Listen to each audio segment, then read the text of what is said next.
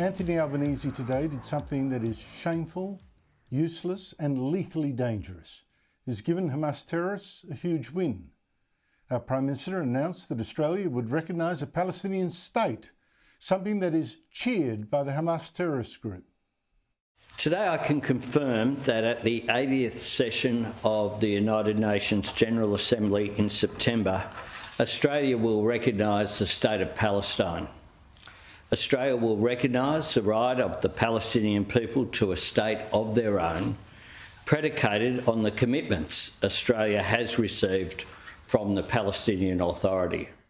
As I said, cheered by the Hamas terrorist group, which just 2 weeks ago boasted that recognition proved it was right to slaughter 1,200 Israelis on October 7, 2 years ago, and to hold Jewish hostages even now. اليوم ليش كل الدول أعطيني بس أقول لك مثل ليش كل الدول أصبحت تعترف بفلسطين الآن؟ قبل 7 أكتوبر هل في دولة تجرأت على أن تعترف بدولة فلسطين؟ Albanese's announcement will just make Hamas feel stronger.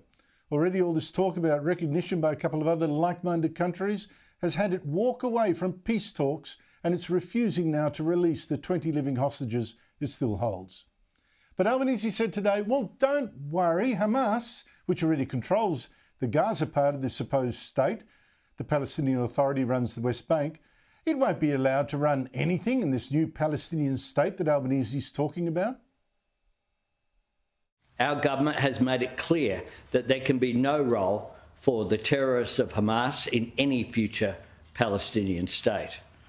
This is one of the commitments Australia has sought and received from President Abbas and the Palestinian Authority. Look, this man must be an absolute idiot. How are you, Anthony Albanese, going to stop Hamas from taking over this Palestinian state? Are you going to send soldiers? Because no other country except Israel is prepared to stop Hamas. This is just pure fantasy, that somehow Australia recognising Israel is going to force Hamas to lay down its weapons and release the hostages and just go away. All that Albanese is going by is a promise that he got from the president of this Palestinian Authority that controls the West Bank, Mahmoud Abbas. This Mahmoud Abbas promises Albanese that this Palestinian state, that his Palestinian Authority is going to stop now paying pensions for terrorists who kill Jews. It will stop being so corrupt. It will stop preaching Jew hatred, and it's going to run his Palestinian state for him. And Albanese trusts him. The Palestinian Authority has reaffirmed it recognises Israel's right to exist in peace and security. It has committed to demilitarise and to hold general elections. It has pledged to abolish the system of payments to the families of prisoners and martyrs. Did you hear that? That last word? Albanese even called terrorists martyrs. He actually uses the terrorists' own labels for them. I mean, this is just astonishing. But I can't tell you exactly how dumb and naive his plan is, or maybe he's just being dishonest. I do not know. You judge. Albanese, as you just heard, is relying on the word of the Palestinian Authority to do all this because he's going to recognise Israel, the Palestinian state in a month. So it's just on a promise, right? This Palestinian Authority, he trusts to honour its promises. This Palestinian Authority controlled by Mahmoud Abbas's Fatah party. He says Abbas promises that Hamas is not going to have any role in this Palestinian state, but Fatah and Hamas actually last year signed a deal with China that they would share power. Albanese also says Hamas also promised him he'd hold elections, but Abbas hasn't held an election in 20 years for the simple reason that he and his Fatah party are so hated, they're so corrupt, that the latest poll by the respected Palestinian Centre for Policy and Survey Research shows 43% of Palestinians would vote for Hamas in an election and just 28% for Fatah, the rest undecided. The Palestinian Authority promising elections, Albanese should be praying that they break that promise because his Palestinian state would quickly become a terrorist state. And probably will anyway. I mean, really, if Abbas and Fatah really do manage to stop Hamas and run Albanese's Palestinian state like he wants, is that any better? Mahmoud Abbas, president of the Palestinian Authority, himself is actually such a Jew hater that in Arabic he defends or excuses Hitler's mass murder of 6 million Jews. Says Hitler didn't kill them because he was an anti-Semite.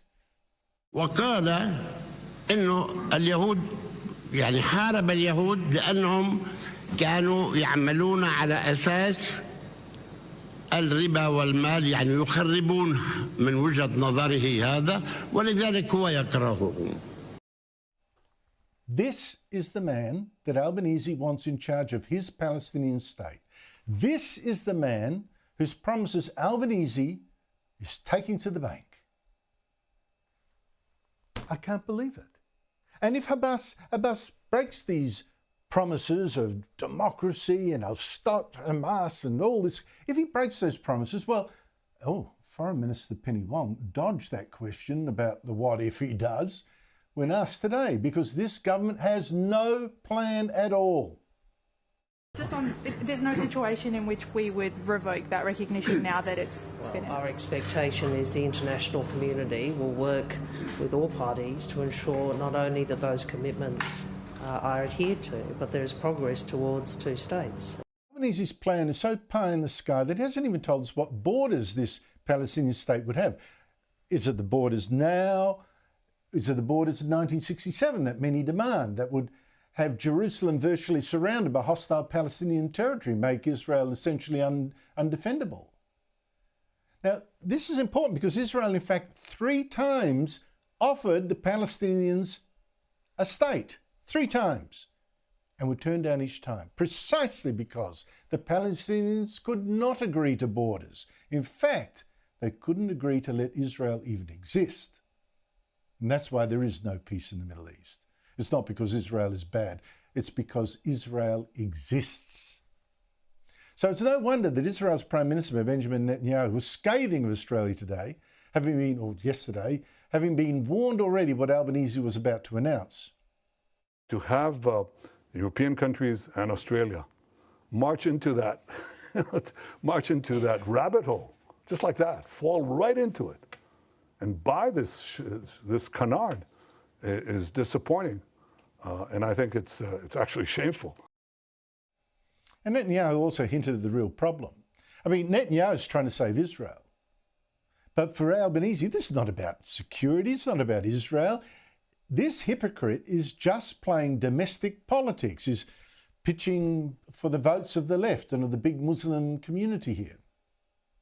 Those who say that Israel has a right to defend itself are also saying, but don't exercise that right.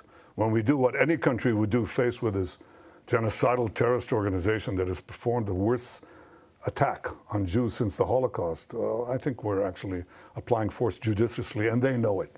They know what they would do if right next to Melbourne or right next to Sydney you had this horrific attacks. I think you would do it, at least what we're doing, probably maybe not as efficiently and as precisely as we're doing it. And that public opinion has been shaped in part by Hamas propaganda, repeated credulously by so many media outlets and politicians, including Albanese himself. Netanyahu actually gave 3 examples in a big press briefing yesterday, including one that I've mentioned here. And it's one that Albanese himself fell for, in falsely claiming Israel was deliberately starving Palestinians. International press has bought hook, line, and sinker Hamas statistics, Hamas claims, Hamas forgeries, and Hamas photographs. For example, these 3 children. The first one is Osama al-Rakoub. He is in Italy getting treatment because Israel got him out. That's what he looks like today. He has a genetic disease that damages the lungs and digestive system. It makes it hard to absorb nutrients and gain weight. Okay? So Israel facilitated Osama's travel to Italy, where he got the medical aid that transformed his position. The second one is Abdul Qadir. He suffers from a genetic neurological disorder, spinal muscular atrophy. a degenerative condition that causes muscle wasting, weakness, and severe weight loss unrelated to nutrition. This was the real cause of his frail appearance, not starvation. In fact, he was treated in Israel in 2018. Doesn't help because it's a congenital disease and it defies most treatment at least. The third one is the most celebrated one.